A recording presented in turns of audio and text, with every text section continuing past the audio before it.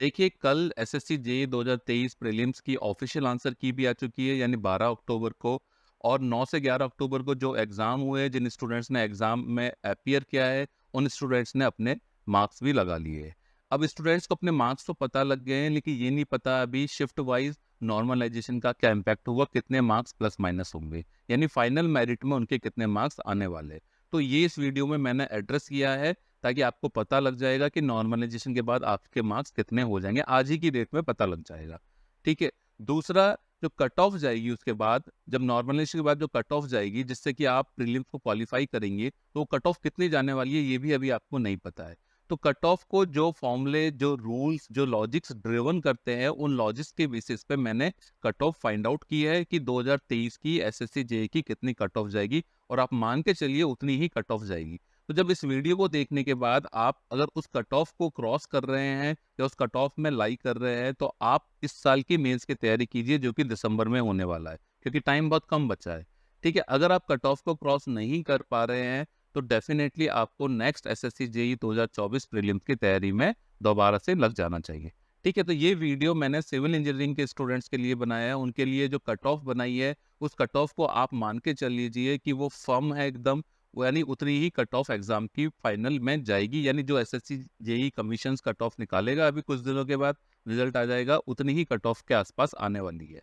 ठीक है। तो वो ऑफिशियल कट ऑफ ही मान के चलिए, और जिस हिसाब से आप आगे का अपना जो स्टेप है वो डिसाइड कीजिए कि मुझे मेंस की तैयारी में लगना है या अगले साल की प्रीलिम्स की तैयारी में लगना है। ठीक है। तो सबसे पहले बात करूंगा मैं कट ऑफ को पहुंचने से पहले कि इस बार एसएससी जेईई 2023 का जो एग्जाम हुआ है, उसमें एग्जाम का लेवल कैसा है, डिफरेंट डिफरेंट पेपर्स का या डिफरेंट डिफरेंट सेक्शंस का लेवल कैसा आया है। तो जैसा कि आप लोगों को पता है, जो इस बार एग्जाम बना एसएससी जेईई 2023 ने बनाया है, वो थोड़ा सा पहले एग्जाम से, यानी जो 2022 के एग्जाम थे या उससे पहले के एग्जाम थे, उससे थोड़ा डिफरेंट है। इस बार देखिए, एग्जाम 4 शिफ्ट में लगा है। 9 अक्टूबर को एक शिफ्ट हुई थी, 10 अक्टूबर को 2 शिफ्ट हुई थी, और 11 अक्टूबर को एक शिफ्ट हुई थी। तो जो शिफ्ट 1 है बेसिकली, जो 9 अक्टूबर को हुई थी, उसमें सिविल टेक्निकल का पेपर है, कंपैरेटिवली मॉडरेट था। रीजनिंग इजी टू मॉडरेट थी, और जीएस इजी था। हम ओवरऑल बोलेंगे इसको इजी पेपर था, और इसमें एक एवरेज स्टूडेंट के मार्क्स 120 से 122 आएंगे। मैं एवरेज स्टूडेंट आपको क्लियर कर देता हूँ, एवरेज स्टूडेंट वो स्टूडेंट नहीं है जो कट ऑफ पे रहने वाला है। एवरेज स्टूडेंट वो है जो कट ऑफ से थोड़ा सा ऊपर रहेगा, राइट। शिफ्ट 2 के अंदर सिविल इजी था, रीजनिंग मॉडरेट, जीएस डिफिकल्ट, तो थोड़ा सा एवरेज स्टूडेंट के मार्क्स घटेंगे, यानी 115 से 117। अगर आपका टेक्निकली डिफिकल्ट हो जाता है टेक्निकल, तो मार्क्स और घट जाते हैं, जैसे कि शिफ्ट 3 में हुआ। शिफ्ट 3 में टेक्निकल मॉडरेट टू डिफिकल्ट था, reasoning easy, GS moderate to difficult, यानी मार्क्स सबसे कम आ गए एवरेज स्टूडेंट के 110 से 112। और शिफ्ट 4 में technical moderate, reasoning easy, GS moderate to difficult, average student के मार्क्स 104 से 114 से 116, यानी एक एवरेज स्टूडेंट के मार्क्स 110 से लेके 122 वेरी कर रहे हैं सारी शिफ्टों के अंदर। ठीक है। अब इससे हमको क्या फाइंड होता है, और नॉर्मलाइजेशन के बाद एवरेज स्टूडेंट के कितने नंबर हो जाएंगे, उस पर हम डिस्कस कर लेते हैं। इम्पैक्ट आफ्टर नॉर्मलाइजेशन, देखिए शिफ्ट 1, जैसा कि मैंने बताया, shift 1 was relatively easy, but shift 3 was relatively difficult, क्योंकि उसमें एवरेज स्टूडेंट के मार्क्स सबसे कम आ रहे थे, और शिफ्ट 1 में सबसे ज्यादा आ रहे थे। शिफ्ट 2 एंड शिफ्ट 4 जो है वो एवरेज थी। तो नॉर्मलाइजेशन का इम्पैक्ट जो सबसे ज्यादा पड़ेगा, वो शिफ्ट 1 और शिफ्ट 3 के ऊपर पड़ेगा। तो जिसकी शिफ्ट 3 है, उसके बेसिकली क्या होगा, 3 से 4 नंबर बढ़ जाएंगे, क्योंकि डिफिकल्ट थी शिफ्ट 3। जिसकी शिफ्ट 1 है, उसके 3 से 4 मार्क्स कम हो जाएंगे, क्योंकि वो कंपैरेटिवली इजी थी। जैसे किसी के शिफ्ट 1 में मान लो 115 नंबर आते हैं, तो उसके फाइनल मेरिट लिस्ट में 110 111 नंबर ही आएंगे। किसी के शिफ्ट 3 में मान लो 100 नंबर आते हैं, तो उसके 103 104 नंबर हो जाएंगे, राइट। तो इसके हिसाब से जो अभी आपके नंबर आए हैं आंसर की में, उसके हिसाब से आप लगा सकते हैं कि एक्चुअली मेरिट में आपके कितने नंबर आ रहे हैं, सो दैट कि जो मैं कट ऑफ बताने वाला हूँ हमको पता लग जाएगा, क्योंकि जो कट ऑफ बता रहा हूँ मेरिट की कट ऑफ बता रहा हूँ मैं। ठीक है। तो आपको पता लग जाएगा कि आप कट ऑफ को क्रॉस कर रहे हैं या नहीं कर रहे। तो ये सबको, सारे फैक्टर को कंसिडर करते हुए, एक एवरेज स्टूडेंट के चारों शिफ्ट को कंसिडर करते हुए, एवरेज स्टूडेंट के मार्क्स 116 से 118 बनेंगे। यानी मैंने कहा था कि एवरेज स्टूडेंट कट ऑफ से थोड़ा ऊपर होगा, यानी कट ऑफ इससे नीचे जाने वाली है, राइट। अब कट ऑफ को कैसे नीचे जाएगी, उसके लिए मैं आपको पहले डिस्कस करूंगा प्रीवियस ईयर्स में कट ऑफ वगैरह कितनी गई है। ठीक है। देखिए, कट ऑफ को ड्राइव करने के 3 फैक्टर होते हैं।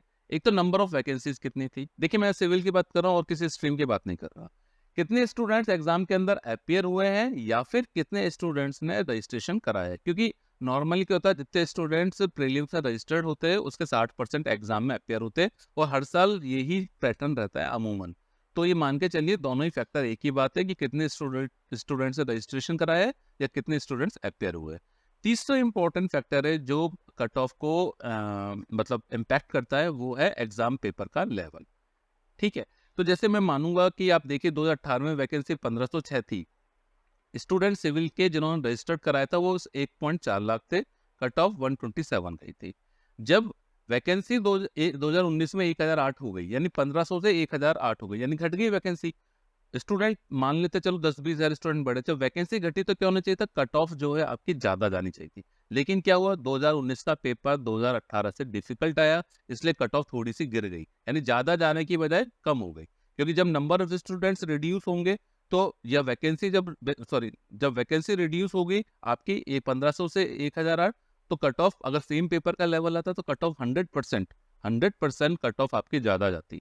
लेकिन क्या हुआ कि कट ऑफ इसमें रिड्यूस क्यों हुई, क्योंकि पेपर का लेवल डिफिकल्ट आ गया। ठीक है, 2019 से 2020 में देखिए वैकेंसी आधी रहेगी। जब वैकेंसी आधी रहेगी तो इसका मतलब क्या हुआ, पिछली बार यानी 2019 में कट ऑफ 123 गई थी, तो 2020 में कट ऑफ कम से कम 128 129 जानी चाहिए थी, 128 के आसपास। लेकिन कट ऑफ क्या हुआ कि कम हो गई, जबकि स्टूडेंट्स भी बढ़े तो डेफिनेटली कट ऑफ कम ज्यादा जानी चाहिए थी। ठीक है, क्योंकि कंपटीशन बढ़ गया, लेकिन कट ऑफ उल्टा क्या हो, कम हो। क्यों? क्योंकि 2020 का पेपर 2019 से काफी डिफिकल्ट आया था। ठीक है, 2022 की बात करेंगे, 2022 में सबसे ज्यादा वैकेंसी निकली, 2139 वैकेंसी। तो 100% ये था कि कट ऑफ इस बार तो कम जाएगी ही जाएगी, जबकि स्टूडेंट्स 40,000 स्टूडेंट से बढ़े तो भी कट ऑफ ज्यादा जाएगी, क्योंकि वैकेंसी डबल हो गई है। ठीक है, पेपर का लेवल मॉडरेट आया, कोई ज्यादा टफ नहीं आया, इसलिए कट ऑफ जो है कट ऑफ कम जाएगी, क्योंकि जो वैकेंसी है बेसिकली वो डबल हो गई, तो कट ऑफ कम जानी चाहिए, यानी 110 के आसपास। तो कट ऑफ कितनी गई, 110। देखिए दोबारा से बताता हूँ, 2020 में 500 वैकेंसी थी, कट ऑफ आपकी 120 गई।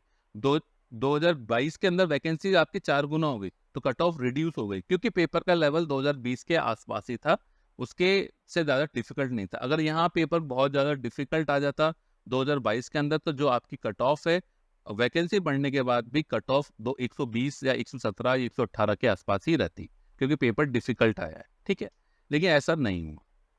2023 में क्या हुआ, 2022 और 2023 को कंपेयर करेंगे अब। 2023 में 2022 के कंपैरिजन में वैकेंसी आधी रह गई। जब वैकेंसी आधी रह गई तो डेफिनेटली कट ऑफ 110 से ज्यादा जाने वाली है। स्टूडेंट्स को हम देखते हैं तो स्टूडेंट्स तो चलो बराबर मान लेते हैं, 20,000 स्टूडेंट्स बढ़े हैं। तो अब 2023 में मैं ये कंक्लूड कर रहा हूँ कि जो आपकी कट ऑफ है वो 110 से ज़्यादा आ जाने वाली है। लेकिन 110 से ज़्यादा कितनी जाएगी, जब वैकेंसी आधी रहेगी तो ये कट ऑफ एक एक्सपेक्ट कर सकते हैं हम 120 122 के आसपास जाती।